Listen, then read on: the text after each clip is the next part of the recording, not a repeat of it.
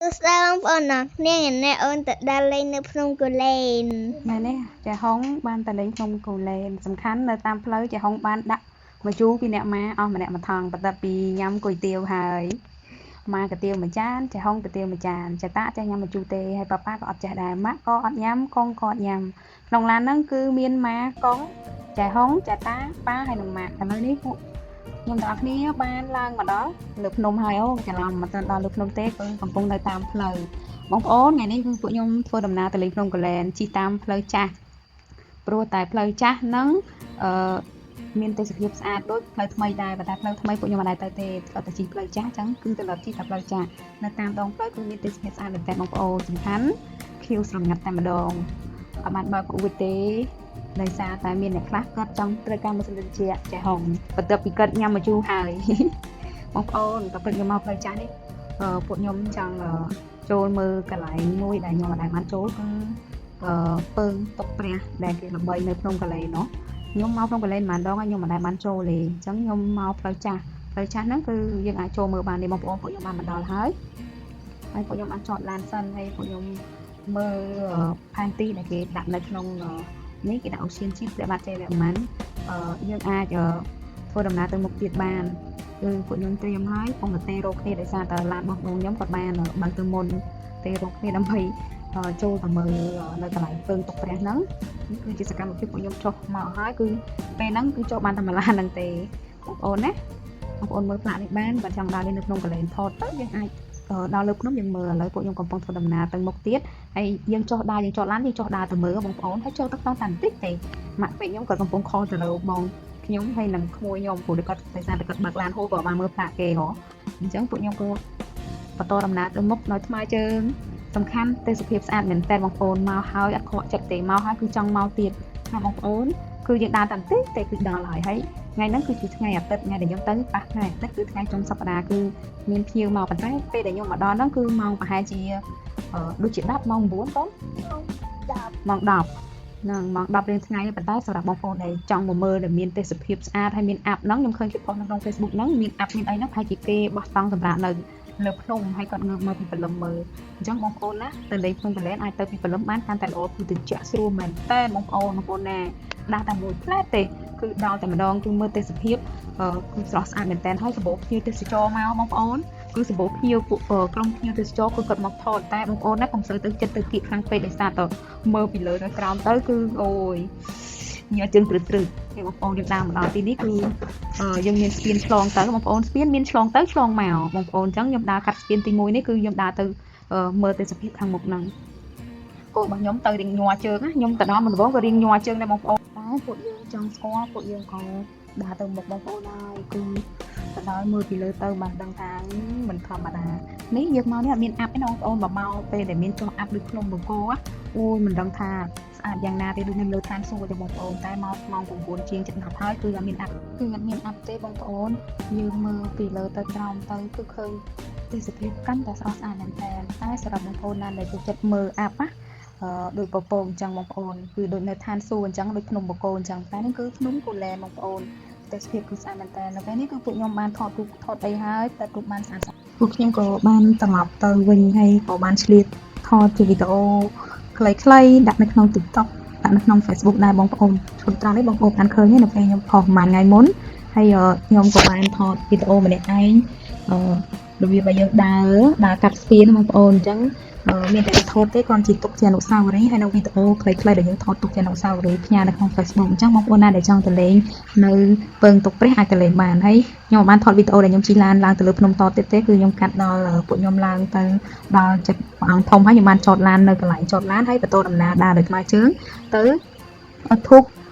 សំពះព្រះអង្គធំនៅខាងលើបងប្អូនដែលធ្លាប់មកភ្នំកលែនអាចជាស្គាល់ហើយអញ្ចឹងបងប្អូនអាចមកទាំងអស់គ្នាបានហើយក៏ដើរកាត់ឃើញមានសំអាំងមាននំពុងមានគេលក់កាហ្វេលក់ខោអាវលក់វត្ថុអនុស្សាវរីយ៍ច្រើនមែនតើអញ្ចឹងបងប្អូនមកលេងភ្នំកលែនមិនបាច់ដាក់ខោអាវមកទេគឺគេមានលក់នៅនឹងទៀតងាយស្រួលមែនតើបងប្អូន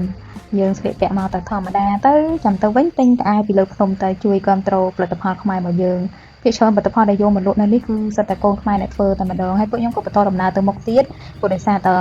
បងថ្លៃរបស់ខ្ញុំហើយនឹងក្មួយនឹងចៅរបស់ខ្ញុំគាត់បានមកដល់មុនហើយពួកខ្ញុំឡើយតែរវល់ចូលនៅពើងទុកព្រះដើម្បីចង់បានផលស្អាតគឺពួកខ្ញុំបន្តដំណើរហើយដើរក៏អត់យូរដែរបងប្អូនគឺដើរតមកផ្លែតិចទៅដល់ហើយបងប្អូនណាមុននឹងយើងឡើងទៅទឹកធុកហើយបង្គំព្រះអង្គធំនៅខាងលើគឺពួកយើងទាំងអស់គ្នាអាចទិញ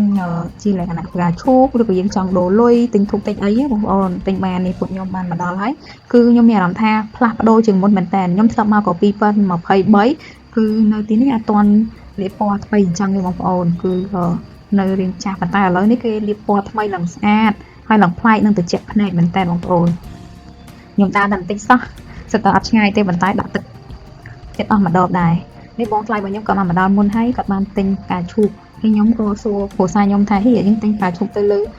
ហើយដឹងមិនចាំតែទិញខាងលើក៏យើងថាឲ្យយើងទិញឲ្យហើយទៅហើយយើងដូរលុយពីខាងក្រោមនេះឲ្យហើយក៏បានដែរអញ្ចឹងពួកខ្ញុំបានទិញផ្កាឈូកហើយនឹងដូរលុយខ្លះតែបងប្អូនដូរលុយពីផ្ទះទៅឲ្យហើយក៏បានដែរដោយសារតែយើងទៅដូរលុយនៅខាងលើគេកាត់ថ្លៃទឹកដែលគេដូរឲ្យយើងណាបងប្អូនកាត់ខាតបងប្អូនហើយខ្ញុំបានរើសផ្កាឈូកមួយដុំគឺពណ៌សហើយប៉ាក្មេករបស់ខ្ញុំក៏គាត់បានរកផ្កាឈូកមកគូដែរពីអ្នកម៉ាក់ក្មេករបស់ខ្ញុំតែមួយទេបងថ្លៃខ្ញុំក៏ទិញឲ្យដែរអញ្ចឹងពួកខ្ញុំទិញតែ3ដុំទៀតទេហើយខ្ញុំក៏បានដូរលុយដែរដោយសារតែខ្ញុំបានដាក់លុយរីទៅបានដូរលុយពីខាងក្រោមទៅអញ្ចឹងយើងដូរនៅទីនេះក៏បានតែដូរនៅខាងលើក៏បានប៉ុន្តែខ្ញុំគិតថាដូរនៅទីនេះងាយអត់សូវងាយញ៉ៃព្រោះទៅដល់លើគឺមានមនុស្សច្រើនព្រោះថ្ងៃនេះគឺថ្ងៃចុងសប្តាហ៍ថ្ងៃអាទិត្យអញ្ចឹងបងប្អូនណាបងប្អូនគិតថាខ្ជិលញ៉ៃញ៉ៃបងប្អូនអាចរៀបចំពីផ្ទះទៅក៏បានដែរមានធុកមានទៀនយើងដូរលុយសម្រាប់យកទៅដាក់នៅខាងលើដាក់អីបងប្អូនចែកទៀនចែកអីដល់អ្នកអត់ណាហើយសម្រាប់តម្លៃផ្កាឈូកគឺមួយដុំ3000គឺខ្ញុំទិញ3ដុំអស់9000ហើយសម្រាប់ការដូរលុយហ្នឹងគឺ10000គឺដូរបានតែ8000ទេនេះខ្ញុំគាត់បញ្ជាក់តម្លៃនៅលក់នៅលើភ្នំកលែនអញ្ចឹងបងប្អូនអាចទៅលេងលើក្រោយអាចដូរលុយខ្លួនឯងពីខាងក្រោមទៅក៏បានបើយើងអត់ចង់ខាតណាឥឡូវពួកខ្ញុំបានបន្តដំណើរឡើងទៅខាងលើហើយប៉ុន្តែបងប្អូនខ្ញុំមានអារម្មណ៍ថាប្លែកត្រង់ថានៅដៃនេះហ្នឹងគឺគេលាបពណ៌ថ្មីគឺស្រស់ស្អាតជាងមុនខ្ញុំមករយៈពេលពីមុនដូចជា2023អញ្ចឹងនេះ2025រយៈពេល2ឆ្នាំដែលខ្ញុំមិនបានមកទៀតអញ្ចឹងនេះគឺជាឱកាសល្អដែលពួកខ្ញុំបានមកដល់លេងចុងគ្រួសារមានម៉ាក់ក្មេកមានប៉ាក្មេកមានគ្រួសាររបស់ខ្ញុំកូនរបស់ខ្ញុំបងថ្លៃរបស់ខ្ញុំក្មួយរបស់ខ្ញុំនិងចៅរបស់ខ្ញុំគឺពួកយើងបានអុជធូបខាងក្រោមហើយបងប្អូនធូបអង្គទៅខាងក្រោមហើយក៏បន្តដំណើរឡើងទៅខាងលើទៀតបងប្អូនគឺពួកយើងឡើងទៅខាងលើគឺទៅកន្លែងព្រះអង្គធំបងប្អូនដើរទៅរៀងមកចុកជើងដែរបងប្អូនប៉ុន្តែមានអារម្មណ៍ថាសប្បាយចិត្តដែលបានមកធូបថ្វាយបង្គំព្រះអង្គធំនៅខាងលើបងប្អូននេះលើកឡើងដល់ខាងលើហើយបងប្អូននេះខ្ញុំថតវីដេអូបង្ហាញកម្មចដាចាស់ដែលពីមុនណាបងប្អូនឥឡូវនេះកម្មចដាថ្មីបងប្អូនពួកយើងបានបន្តដំណើរទៅមុខទៀតហើយខ្ញុំថតទិដ្ឋភាពពីខាងលើបងប្អូនមើលគឺមានមនុស្សមកច្រើនមែនតើបងប្អូននេះពេលដែលខ្ញុំមកនេះរឿងស្បាយហ៎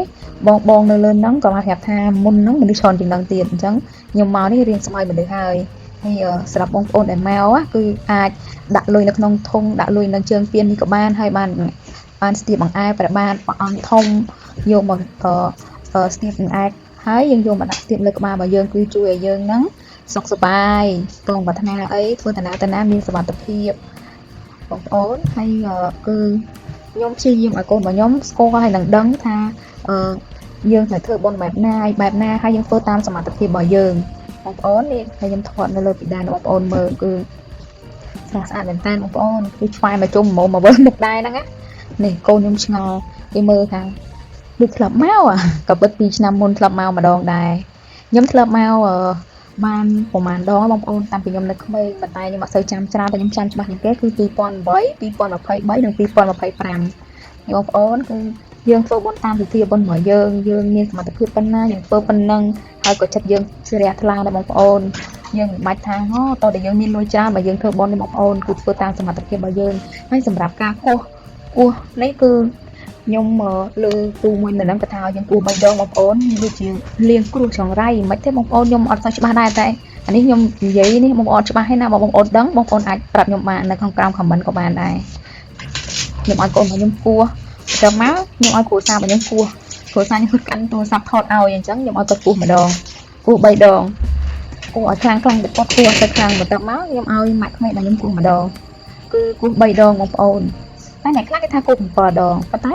ខ្ញុំលើពូនៅហ្នឹងគាត់ប្រាប់ថាឲ្យគូតែ3ដងឥឡូវពួកខ្ញុំបាន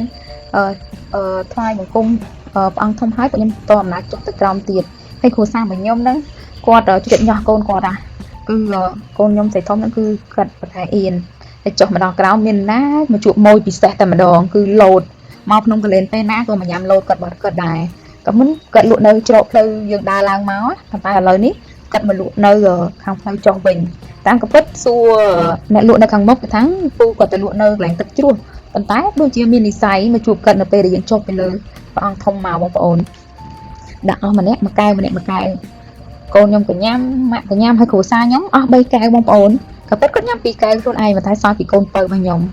ហើយលោតរបស់គាត់ឆ្ងាញ់បងប្អូនគឺអត់ផ្អែមទេអត់ផ្អែមខ្លាំងទេអញ្ចឹងញ៉ាំបានអត់ទៅលាន់ទេបងប្អូនអាចទៅលេងអាចទៅញ៉ាំបាននេះខ្ញុំសាកបងប្អូនចង់ដឹងថាផ្អែមអត់គឺអត់សូវផ្អែមទេញ៉ាំបានបងប្អូនហើយឆ្ងាញ់សំខាន់ខ្ចប់មកផ្ទះទៀតបងប្អូនខ្ចប់មកញ៉ាំផ្ទះទៀតបន្ទាប់ពីញ៉ាំលោតហើយគឺពួកខ្ញុំបាននាំគ្នាមកសំពះព្រះសង្ឃហើយក៏បានចូលជាបច្ច័យខ្លះដើម្បីកសាងនៅលើភ្នំកលែនហ្នឹងហើយដាក់ជុំគ្នាទាំងអស់គ្នាសូមសុខសប្បាយហើយឧទ្ទិសកុសលដល់ម្ចាស់កម្ពីឧទ្ទិសកុសលដល់ញាតិកាទាំងផលសន្តានយើងបានចូលស្កាត់ទាំងអស់គ្នាបានធ្វើបុណ្យរួមគ្នាគឺមានចិត្តជ្រះថ្លាមែនតើហើយធ្វើបុណ្យគឺធ្វើបុណ្យតាមសមត្ថភាពរបស់ពួកខ្ញុំមិនមែនធ្វើបុណ្យលើពីសមត្ថភាពហើយពួកខ្ញុំក៏បានបន្តដំណើរចុះមកខាងក្រោមវិញហើយបងប្អូនវីដេអូកាត់ខ្លីៗទេប៉ុន្តែគាត់ទៅយកមកបូកចូលគ្នាមកឡើងចិត្ត7-10នាទីហើយពួកខ្ញុំក៏បានចុះមកទឹកជ្រោះបងប្អូនបានថតវីដេអូច្រើនចុះមកដល់កន្លែងញ៉ាំអីតែម្ដងគឺមកហូបធ្វើពីផ្ទះមកបងប្អូននៅកន្លែងទឹកធ្លាក់ជាន់ទី1បងប្អូនគ្រូសាស្ត្ររបស់ខ្ញុំគាត់ញ៉ាំប្រហុកនេះបងប្អូនជុំគ្នាគឺសប្បាយមែនតើមានអីទេបងប្អូនហើយក៏ពួកយើងញ៉ាំបាយហើយពួកយើងក៏នាំគ្នាមកលេងទឹកហើយខ្ញុំបានថតវីដេអូអីច្រើនទេដោយសារតែពេលខ្ញុំមកលេងទឹកហ្នឹងខ្ញុំមិនបានកាន់ទូរស័ព្ទមកទេខ្លាចទឹកចូលទូរស័ព្ទនេះវីដេអូក្មួយបាញ់ឲ្យក្មួយបានថតបានថតចៅរបស់ខ្ញុំអូគេសប្បាយអរណាស់បានមកលេងទឹកអូគេលេងទឹកតាំងពីម្ដងភ្លាមហើយតែមកលេងទឹកហើយពួកខ្ញុំត្រឡប់មកវិញគឺវីដេអូរបស់ខ្ញុំអត់សូវបានថតច្រើនទេដោយសារតែពេលខ្លះយើងលេងទឹកសប្បាយទៅយើងអត់បានចាប់អារម្មណ៍ថតស្ពោវីដេអូច្រើនដោយសារតែគ្រួសាររបស់ខ្ញុំនេះគាត់អ្នកថតឲ្យដល់ពេលគាត់ចូលលេងទឹកដែរក៏អត់បានថតចាំមានឱកាសខ្ញុំទៅលេងលើក្រោយខ្ញុំនឹងថតវីដេអូទឹកជ្រោះឲ្យបងប្អូនគឺខ្ញុំកន្លែងនេះមកហើយគឺចង់មកទៀតមែនតើបងប្អូនគឺទៅគ្នាស្អាតហើយតុបតិចអូបងប្អូនតិចចុះទៅគឺតិចមែនតើគឺមានអារម្មណ៍ថាសប្បាយចិត្តឲ្យតបានមកលេងក្នុងកន្លែងពីបងប្អូនចឹងបងប្អូនណាដែលមានកម្រងទៅលេងក្នុងកន្លែងណាកុំភ្លេចយើងទៅលេងទាំងអស់គ្នាគឺសប្បាយមែនតើហើយខ្ញុំមកវិញក៏ខ្ញុំមកផ្លូវចាស់វិញបងប្អូនជាមួយខ្ញុំមានឱកាសទៅម្ដងទៀតខ្ញុំទាំងសាកជិះផ្លូវថ្មីបងប្អូនគេថាផ្លូវថ្មីគឺស្រួលអត់មានកន្លុកអត់មានទឹកដាក់ហើយផ្លូវគឺស្អាតមែនតើចាំមើលខ្ញុំបានទៅលេងវគ្គក្រោយបងប្អូនគឺខ្ញុំទៅជិះនៅផ្លូវថ្មីអញ្ចឹងពួកខ្ញុំអត់មានអីច្រើនទេគាត់អរគុណសម្រាប់បងប្អូនដែលតាមដានមើលវីដេអូរបស់ខ្ញុំហើយវីដេអូវគ្គនេះគឺជា7-10នាទីជាងហើយខ្ញុំនឹងខាវីដេអូខ្លះបងប្អូនណាហើយអរគុណច្រើនមែនតើ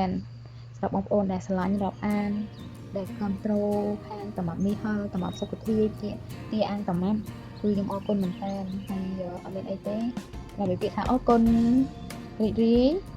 ដំណើរកំសាន្តទៅលេងភ្នំគូលែនហើយក៏បានបញ្ចប់ដែរគឺពួកខ្ញុំត្រឡប់មកផ្ទះវិញទាំងអស់គ្នាគឺជុំគ្រួសារ